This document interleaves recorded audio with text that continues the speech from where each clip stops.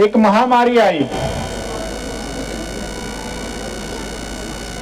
एक काल आया 2020 से 2021 के बीच में। पूरे विश्व में वो रोग आया, परंतु भारत पहला था जिसने पूरे विश्व को दवाई बांटी।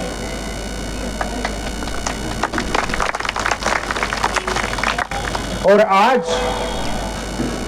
इस युग में भारत का कोई ऐसा वीर पुरुष जब पश्चिम देश की यात्राओं पे जाता है तो लोग सामने से उसकी तरफ हाथ बढ़ाते हैं। आप सब जानते हैं, उसका नाम लेने की आवश्यकता नहीं, परंतु उसके सामने हाथ इसलिए नहीं बढ़ाते हैं, उसके सामने हाथ इसलिए नहीं जोड़ते हैं कि उसने RDX दिया, इसलिए बढ़ाते हैं कि उसने दया दिखाई और दया धर्म सिखाता है।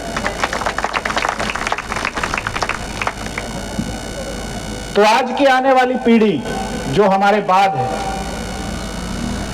आज आप पश्चिम देशों में जाइए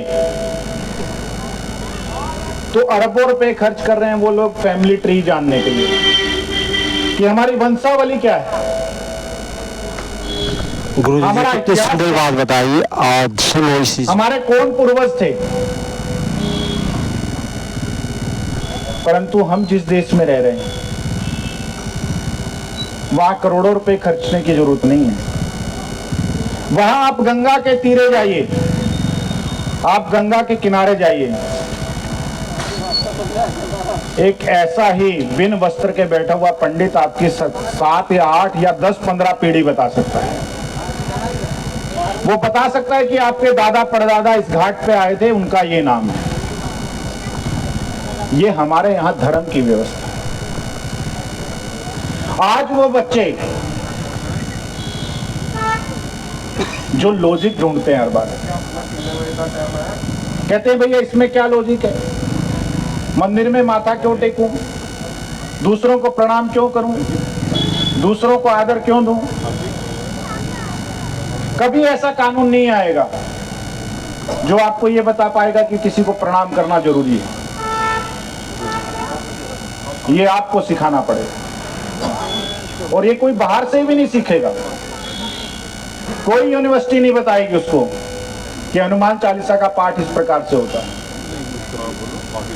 कोई स्कूल शिक्षा नहीं देगा उसको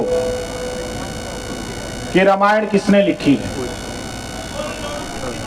ये आपके घर से सीखेगा, संस्कार आपके घर से आएंगे, धर्म को जानने की प्रवृत्ति आपके संस्कार। आज जिस युग में मैं और आप सांस लेते हैं,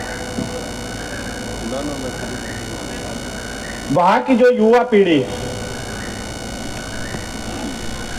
वो जिम ट्रेनर के पास जाती है, तो जिम ट्रेनर उसको ट्रेनिंग देता है कि भैया अगर तुम्हें कौन सी बॉडी बनानी है,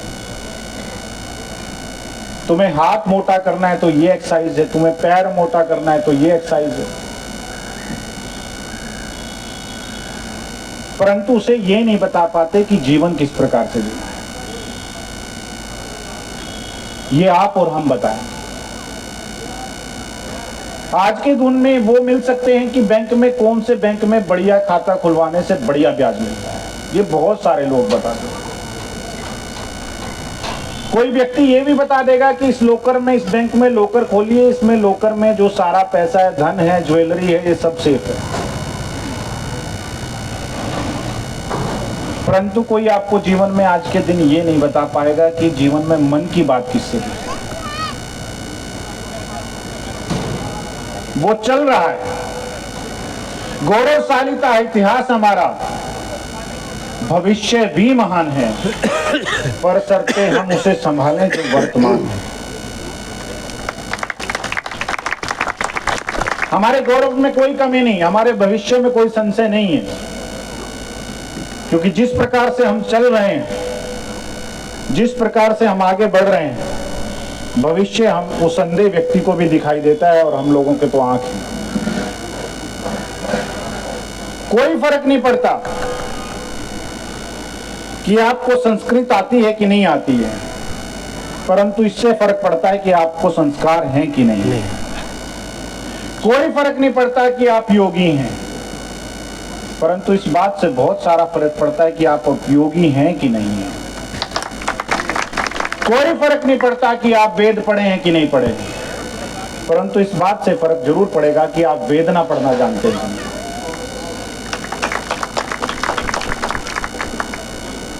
और जीवन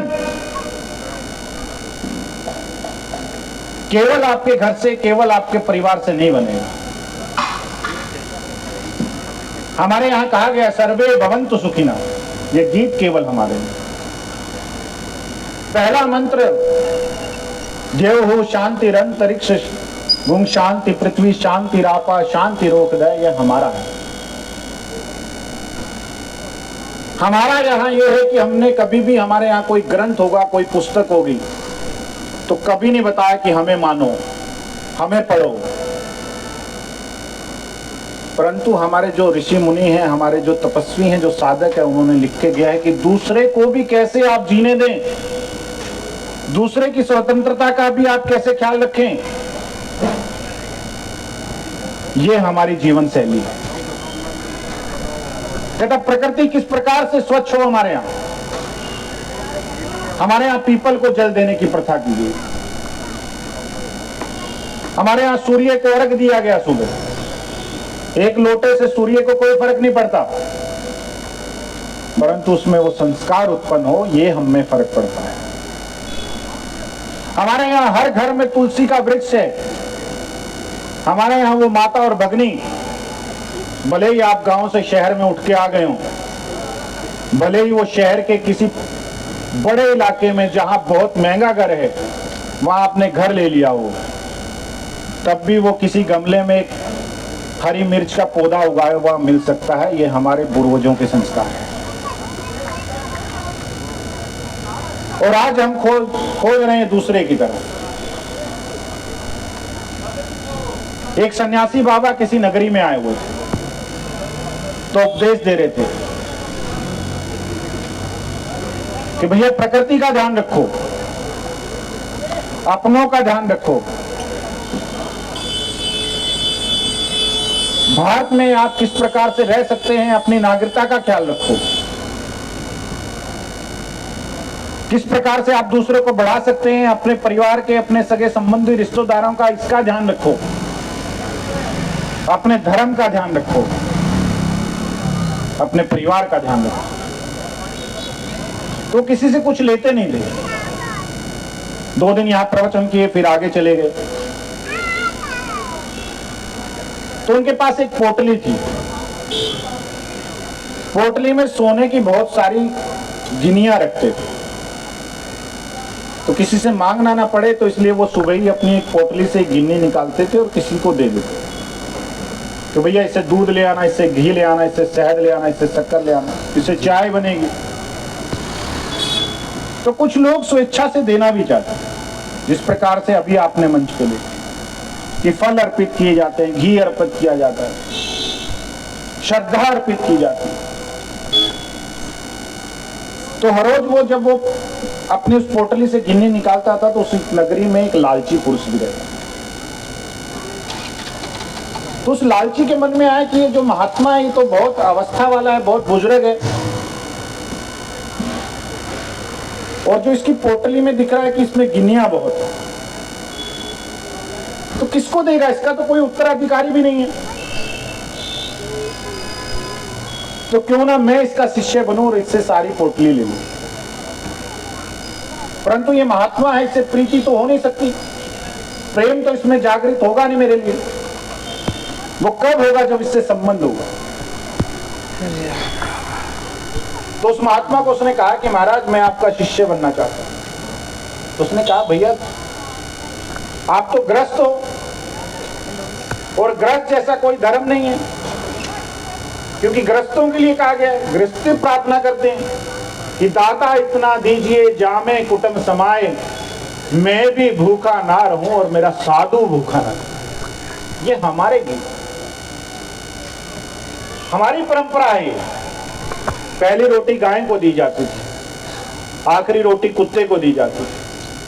चींटियों को जो है आटा डाला जाता था, मछलियों को गोली बना के दी जाती थी। उससे कुछ नहीं होता, परंतु उससे उपकार होता है, उससे दया उत्पन्न होती है, और जिसमें दया उत्पन्न होती है उसका परिवार बनता है। ये भारत भूमि पूरा परिवार है। और पश्चिम देश में जाके देखिए, शुद्ध व्यापार है। वो अब हमारी ओर बढ़ रहे हैं, वो हमारी विद्याओं को ग्रहण करना चाहते हैं, वो हमारे संस्कारों को ले रहे हैं, और हमारे यहाँ लुप्त होता जा रहा है। तो उसने कहा कि शिष्य बनूंगा आपका। तो उसने कहा भैया तू गृहस्थी है, गृहस्थ जैसा कोई धर्म नहीं है। तो उसने कहा कि महाराज अब मन भर गया है, या तो मैं अपने प्राणों को त्याग दूंगा या मुझे आप अपना शिष्य स्वीकार कर लें। तो महात्मा के कहा कि ये ताजा ताजा रंग है, यहाँ ताजा ताजा रंग में बड़ा वो रहता है। आप जाइए पश्चिम देश की यात्राओं पे, जो वो एक सीढ़ी सी रहती है ऊपर चढ़ने की, जिसको एलिवेटर बोलते हैं, तो वहां जाएंगे आप, एक क्यू में खड़े होंगे लोग लाइन में,